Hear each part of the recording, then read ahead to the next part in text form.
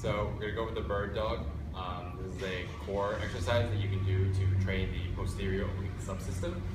What you want to do is first get into a quadruped position. So you want to get the shoulders over the wrists and then your hips over your knees. Place a bar to correct spinal alignment.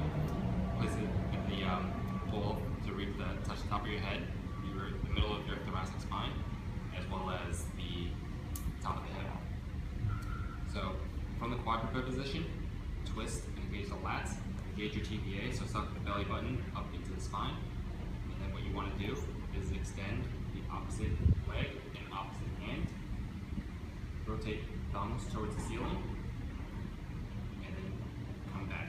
Be careful not to rotate or side shift your weight.